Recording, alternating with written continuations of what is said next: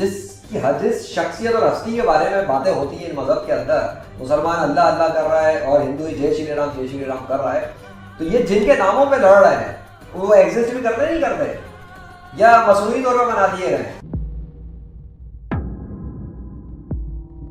हिंदुस्तान से बड़े बड़े मजहबी पेशवाओं, जो आपके सूरमा है ना, बड़े बड़े मजहब के बड़े बड़े सूरमा जिनको हिंदुस्तान में माना जाता है टॉप का, उनको लेके आना मेरे सामने, गली के नत्थु पैरों बना लाना। शेर को किससे भय होता है? अरे आप शेर है, शेर को किसी से डर नहीं होता। बता दो उन मुल्लों को, पाकिस्तानियों को, ईसाइयों को कि हम डरते नहीं अणुबम्बों से, विस्फोटक जलपोतों से। 20 में आएगा उसका नामो निशान, उसका नामो निशान। ये हिंदुओं में जो आपके हिंदुस्तान के जो मजहबी पेशवा है ना, ये पंडित पादरी गुरु शुरू, इनसे पूछो, मेरा सवाल है इनसे। लेकिन अगर मजहबी तौर पे आपको मसला हो रहा है मुसलमान से हिंदू से, तो खत्म करो ना इस मसले को। क्या पाल के रखा हुआ 60-70 साल से? क्या हिंदू मुस्लिम की लड़ाइयां लगा के रखी हुई है, एक दूसरे को मार रहे हो?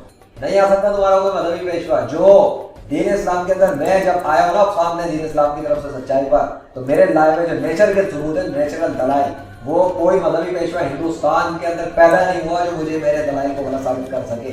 ये मेरा चैलेंज है। नेचर की आर्मी लाया हूँ, नेचर की आर्मी दिखाएगी ये मजहबी पेशवा क्या ड्रामेबाजी मचाए हुए थे। ये मजहबी पेशवा तुम्हारे हिंदुस्तान के किस तरीके से किताबों में बेवकूफ बना रहे थे। पूरे हिंदुस्तान से एक मजहबी पेशवा लेके आ जो हिंदू, चाहे रूहानी पावरों का मालिक बनता हो, चाहे मजहब के तौर पे वो बनता हो, बगैर किताब के मेरे साथ आए और चले लाइव कैमरे के अंदर कोरोना वायरस के मरीजों के अंदर, और वो दावा करे, अपने रिकॉर्डिंग के साथ ही दावा करे कि उस पर कोरोना असर नहीं कर सकेगा। एक छोटी बच्चियों को मार देना, बच्चियों का रेप कर देना, बूढ़ों को मार देना, ये सब क्या कर रहे हो? क्या तमाशे? कोई इंसानियत नाम की चीज नहीं बची तुम लोगों के अंदर। ये अल्लाह का फजल है, लेकिन तुम में से कोई भी शिकस्त नहीं दे सकता। मैं नाकाबिल शिकस्त मुस्लिम हूँ, अल्लाह के वजह से नाकाबिल शिकस्त, क्योंकि मुझे जो दलाइल अल्लाह ने दिए, जो नेचर की आर्मी मेरे हवाले की गई है, उसके इस्तेमाल के सबब